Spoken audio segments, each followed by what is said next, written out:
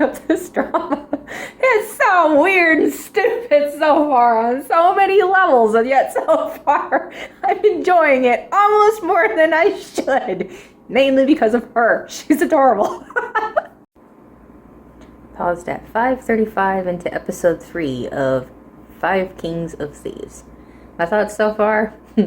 Episode 1, this kind of feels like a low budget drama. Because, I mean, the acting and the, what's it called?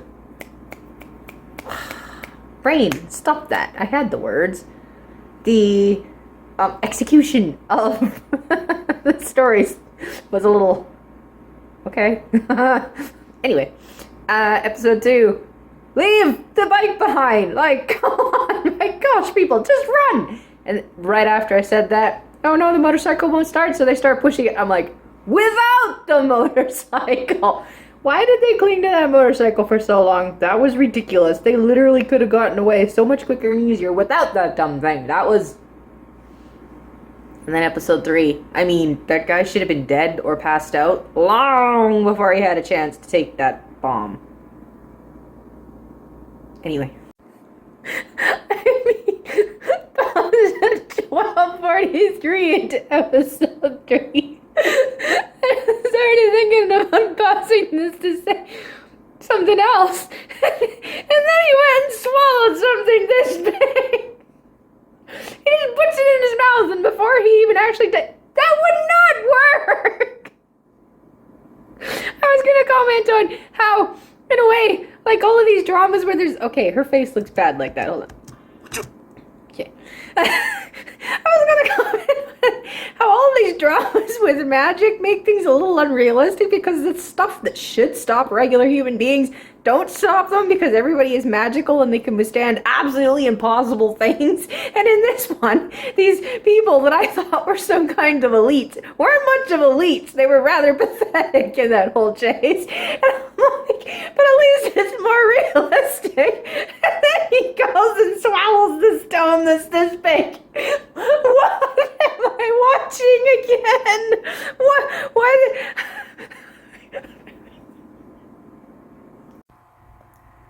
Okay, end of episode 3 of 5 Kings and Thieves.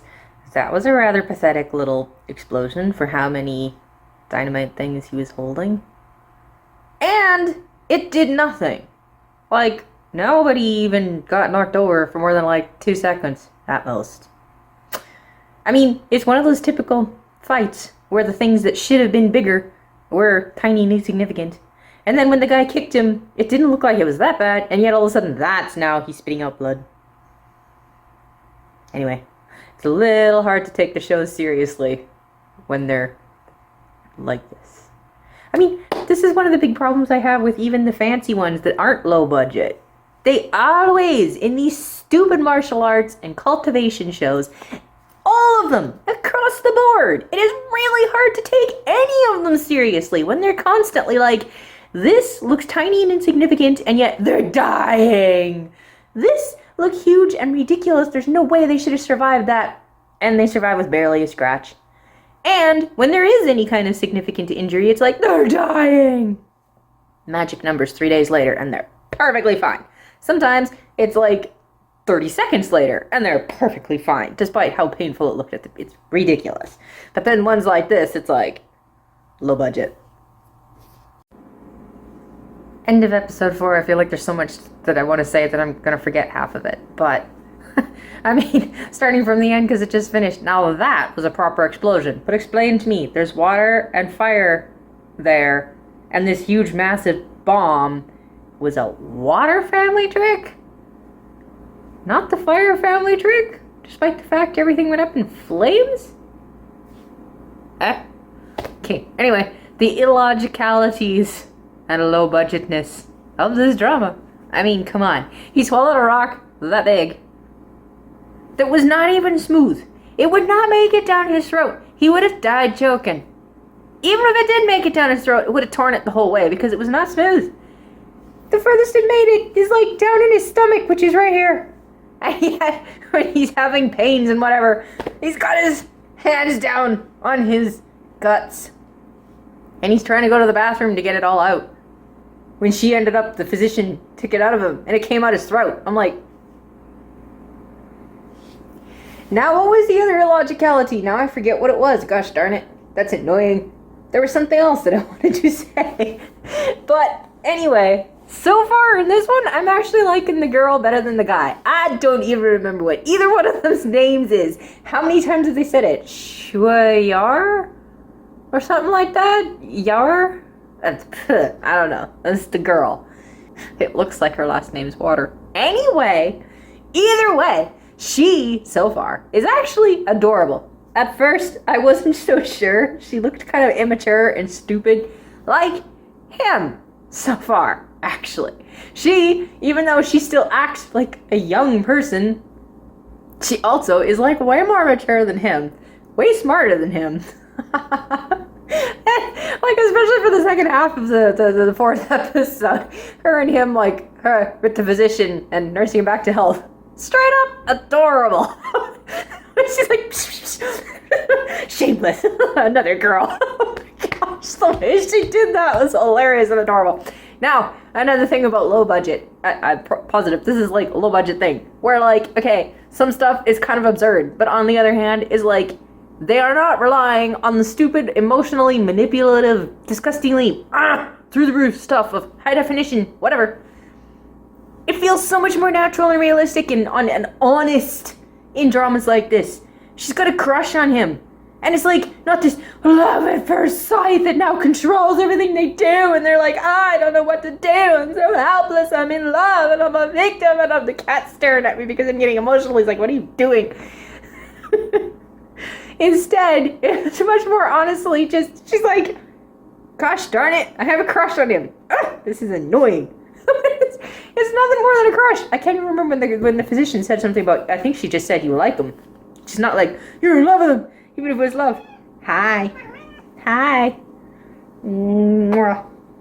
Kitty cat wants to know why I'm talking like this. Anyway, I'm going too long. It's only 12 episodes in this drama, but still, if I talk this long for every episode, this is going to be a much longer response than it should be. The point was, so far, like, a straight up crush on someone like what she's got right now. Like, it's just a crush. Oh, that was the other illogicality, the mirror.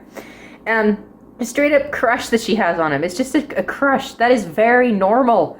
I mean, someone is really cute and you're like, oh gosh, they're really cute. Now you get all flustered around them. And then, like, you be through some stuff with them. And then add the magical illogicalities of the mirror that I'll get to in a second. And it makes it even more so, oh, get a crush on him. But it's not like, I'm in love and I'm helpless and I don't know what to do. It's like, I get a crush on him. That's kind of annoying. Because I don't, like, it's like,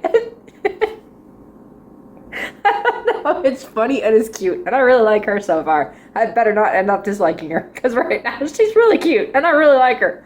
And I also like the police guy. I want him to come back. I hope he doesn't do anything annoying that makes me change my mind. But so far, I like both of those guys better than I like the main guy so far. What can I say? The illogicality of the mirror. Like, dude, when you look in a mirror, you expect to see yourself. Yeah? He sees her. And she's like, what did you say? And he's like, I saw you. And why is that weird? I'm like, dude, if you were looking in the mirror, you should have seen yourself. If you saw her, you should be like, dude, why did I see you and not me?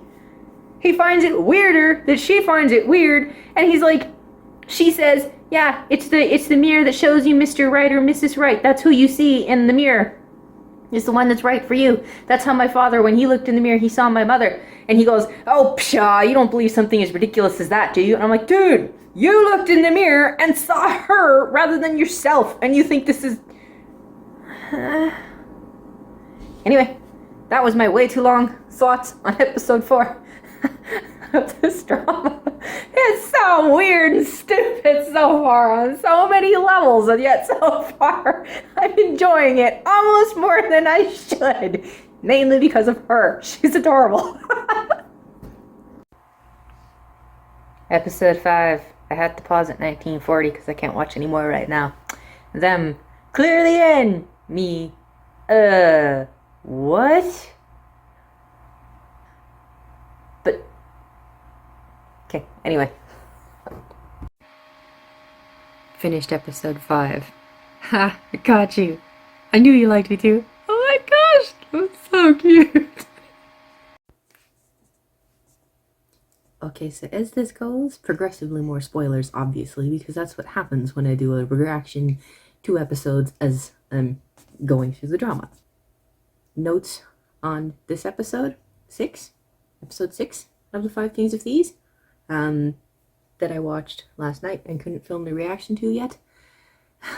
First of all, they were nowhere near as afraid of that thing as they should have been. I mean, if you literally saw that thing do what it did, you would be like, as fast as possible. They backed away from that thing way too slowly, way too many times. They were nowhere near as afraid of it as they should be. Then, of course, naturally, all the red shirts die. Inconsistent damage. Again. The proper intelligence. This is what I'm talking about in dramas when they're like victims of their emotions and can't help how in love they are with people. Every one of those kind of dramas, like most of the ancient costume dramas, they so readily, and a situation comes up and life is on the line and they're like, I'll die to save you because I love you so much. That's always the response, even if it's a ridiculous thing to say, because there's so many other ways they could have done it. It's like their brain fixates on they must die in order to save this person's life. And I'm like, and in this one, thank you, girl, that was not what came out of her mouth. So much more intelligent. That was actually an intelligent, realistic, well, that's one solution. Thank you. Thank you. And then he comes up with another solution that actually made sense, and then they went with that one instead. Thank you. No rambling. I think I might just end this one here and upload this video and upload the rest later because I am at the exact halfway point. The moment that I stopped the episode last night is a little ridiculous. It's literally in the middle of all the action. But last night, I just didn't feel like watching anymore. I needed to go to bed because I was tired. So, there you go. That's the halfway point. Let's see where this drama goes from here. In a sense, so much has happened, and yet it hasn't even really started yet because they keep talking about where they're trying to go to, and I'm like, okay, that thing sounds like it's going to be a fairly big thing, and yet they haven't even got there yet. Does this story actually have an ending, or is this only season 1? That's what I'm afraid of. So thanks for watching this. If you're looking forward to the rest, see you then. Remember, more spoilers will be coming because this is a walkthrough. Bye!